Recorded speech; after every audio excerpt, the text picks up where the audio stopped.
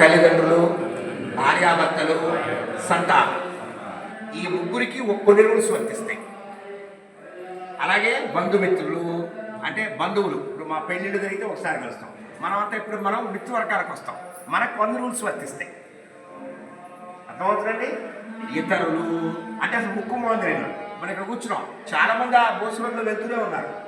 మనం మాట్లాడుకుంటే అక్కడ చూస్తాం కూడా, ఎవరు వెళ్తున్నారో మనకేం తెలియదు. కానీ వాళ్ళ ఏడలు కూడా కొన్ని బాధ్యతలు ఉన్నాయి మనకి. సో మొత్తం 3 వర్గాలుగా యోగశాస్త్రం విభజిస్తుంది. ఇప్పుడు మొదటి వర్గం తల్లిదండ్రులు.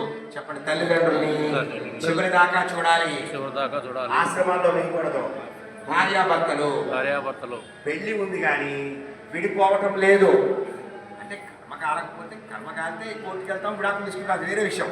మొగుడు చంపేస్తున్నాడంటే పడి ఉండాలి, చచ్చిపోవాలి. ఇది సతీ సోమతి కాలమా? మొగుడు చంపుతున్నాడంటే ఏమీ లేదు, శుభ్రంగా వెళ్ళి తీసుకోవచ్చు విడాకులు. కానీ బీరువా జరపమన్నాడని విడాకులు, చిమ్మమన్నాడని విడాకులు, ఇట్లాంటి వాడికి విడాకులు ఉండకూడదంటున్నా. సో అది ఎప్పుడు తెలుస్తుంది? మెయిన్ నియమం తెలియాలిగా. భార్యాభర్తలు విడిపోకూడదు. తర్వాత చూడండి, స్త్రీ పురుష సంతానము. స్త్రీ పురుష సంతానంలో ఆడపిల్లలకి తక్కువ, మగపిల్లలకి ఎక్కువ అని ఉండదు.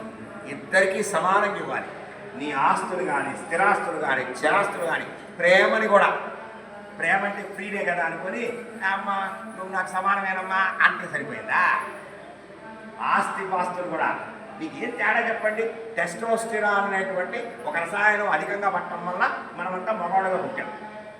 అసలు మొదట టెస్టోస్టెరాన్ రసాయనం పడకముందు మనమంతా కూడా స్త్రీ రూపంలో ఉన్నాం తల్లి కడుపులో.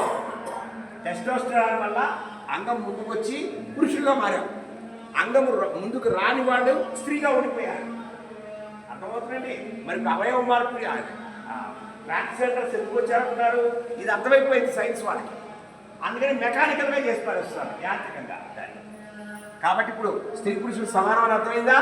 ఎక్కువ తక్కువ లేదు. ఈ 3 నియమాలు నువ్వు పాటిస్తే నువ్వు యోగివి. ఎక్సర్సైజ్ చేస్తే యోగి అనుకోవాక. ఇక రెండో నియమం, బంధువులు మిత్రులు. బంధువుల దగ్గర బంధువులు నా రక్త బంధువులు కదా అని చెప్పి ప్రేమ ఉండకూడదు. బంధుప్రీతి అక్కర్లా. అతనికి ఏ గుణం ఉంది, ఏ తత్వం ఉంది, ఏది నిజమో, ఏది సత్యమో అతడే బంధువు. కానీ అర్థమైందండి, నా రక్త బంధువుగా బంధువు అనుకుంటాను పొరపడకూడదు. సో బంధుప్రీతి ఉండరాదు.